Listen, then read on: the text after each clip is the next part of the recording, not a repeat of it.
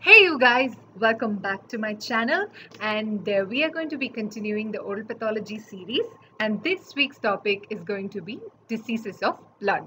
Okay, so the contents of the videos are I'm going to be giving a small introduction about the blood cells and the most common signs and symptoms that you see in the oral cavity due to blood disorders, and these are all the blood disorders that I'm going to be discussing with you guys. So this video is going to have half of these blood disorders, and another video which I'm going to be leaving this week will have the rest half. Okay. Talking about the blood cells, okay, before we jump into the diseases, I would like to discuss a couple of things about these blood cells. So, erythrocytes are the red blood cells. These are the cells that carry oxygenated blood throughout the body, okay.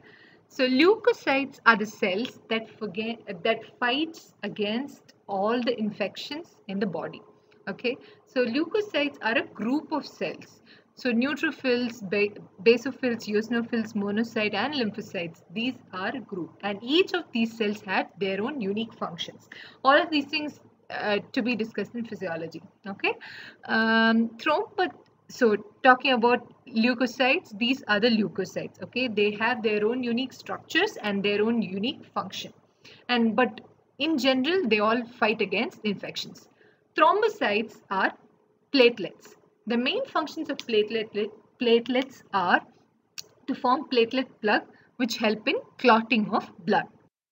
Talking about oral symptoms, these are the most common symptoms that you see in all kinds of blood disorders. Okay, gingival hyperplasia, which means gingival enlargement.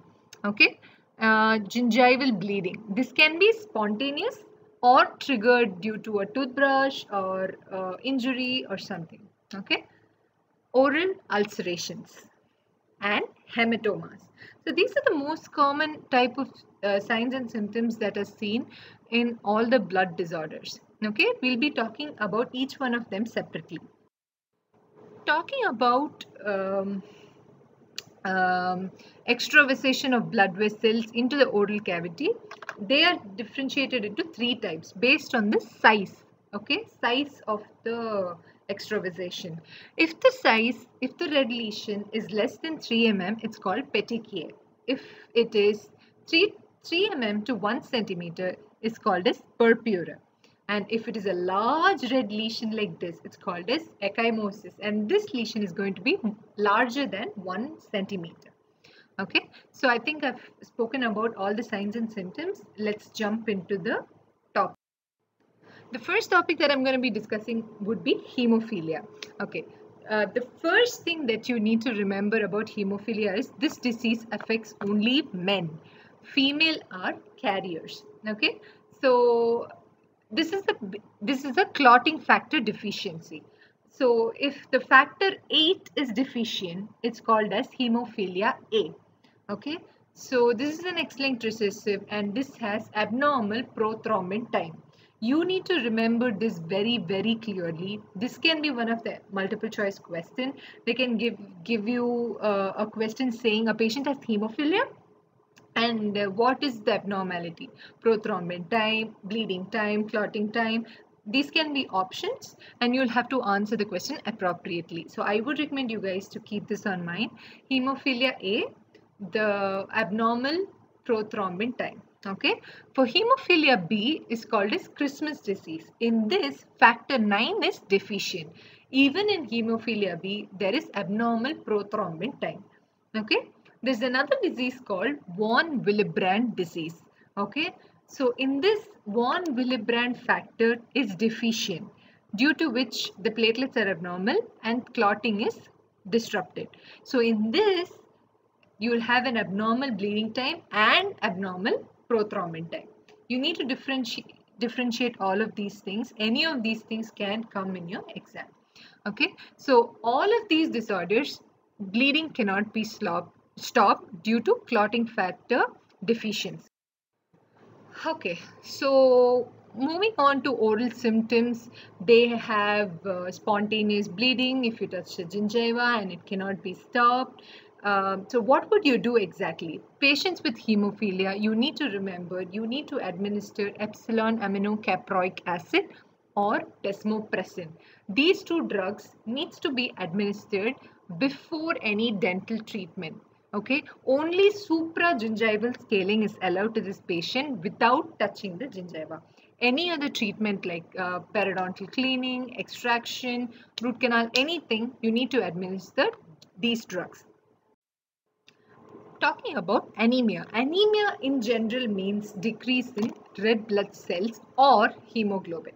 Okay, so why will this affect in oral cavity? If you ask me, this anemia will lead to decreased blood cells. So what will happen if there is a wound? There is no blood to initiate healing, so there will be a delayed healing, and if the healing is delayed, there is increased risk of infection.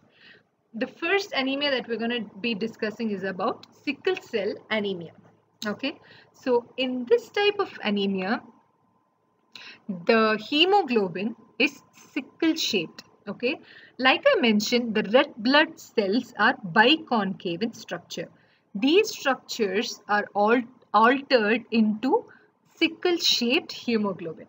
Okay, so what exactly happens due to this is this sickle shaped hemoglobin goes and blocks the capillaries. Okay, so they block the capillaries, so the spleen identifies this as an abnormal mechanism, and RBCs are destructed in spleen. So what happens is the lifespan from 120 days. 120 days is the normal lifespan for a red blood cell. But in sickle cell anemia, 20 days is the lifespan of red blood cells. This is an important point to remember.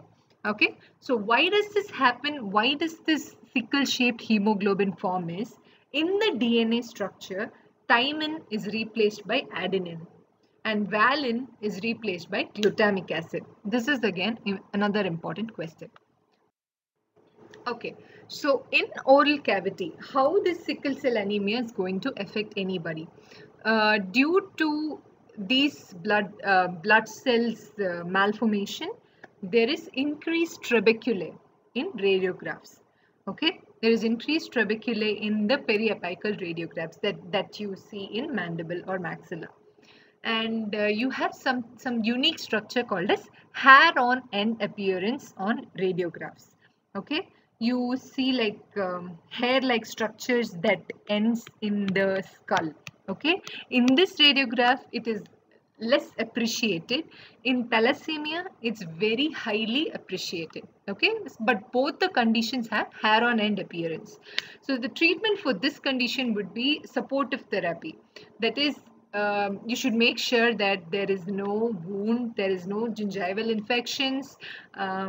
You should prevent them. Prophylactically, you need to give penicillin to prevent infections, and before doing any treatments as well. Okay. Talking about thalassemia. So in sickle cell anemia, you had sickle cell hemoglobin, right? But in thalassemia, there is a defect in synthesis of alpha or beta chains of hemoglobin molecule. Okay, so due to this, again, there will be a defect in erythrocytes or red blood cells. So this goes to spleen, and spleen identifies this as a bad cell and leading to destruction, hemolysis. Same scene just like in sickle cell anemia. Okay, so the RBCs are basically destroyed due to the malformations in the hemoglobin molecule. So what exactly happens here? Just like I mentioned in sickle cell anemia, there is hair on end appearance. Both the conditions have hair on end appearance, but it's highly appreciated in thalassemia. If you see this radiograph, you have hair-like structures at the end of at the end of the skull. Okay, so this is basically called as hair on end appearance. So due to increased trabeculae and increased, the spaces, what happens is there is enlargement of maxilla and mandible in adults. So this lead to a condition something called as chipmunk facies. The mandible is also enlarged, the maxilla is also enlarged. So thalassemic patients have something called as chipmunk facies. The ultimate treatment for this condition would be blood transfusions. Okay. Moving on to iron deficiency anemia. Iron deficiency anemia is due to insufficient iron. Okay, it can be due to decreased iron production or increased iron destruction also. So the most common signs and symptoms that you see in iron deficiency anemia would be pallor, fatigue, cold hands and feet, poor appetite, and brittle nails. Okay, in worst conditions of iron deficiency anemia, you have something called as Plummer-Vinson syndrome, where it is a combination of iron deficiency anemia, esophageal webs, dysphagia. Okay, so all of these symptoms combined together form Plummer-Vinson syndrome. This picture clearly indicates the esophageal webs, which ultimately lead to blockage of esophagus, which leads to difficulty in swallowing. Okay. So iron deficiency anemia, women are more commonly affected than men, and most common oral symptoms seen is glossitis, where the tongue is inflamed and leads to a condition called as bald tongue. Okay, so this bald tongue is particularly associated with iron deficiency anemia. Okay, so and another symptom that is another sign that is seen in iron deficiency anemia is koilo-onkia, which means spoon-shaped nails. The nails are brittle and are spoon-shaped. Okay, this is also very important sign that is noted in iron deficiency anemia. So the ultimate treatment for this condition would be iron supplements, vitamin B complex. In order to absorb iron, you give vitamin B complex. Okay, and dietary changes. Iron-rich diet would be recommended. Okay, so with this, half of the video is done.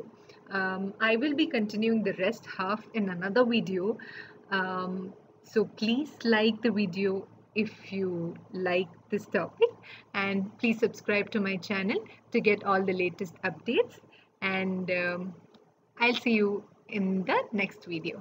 Thank you. Bye bye.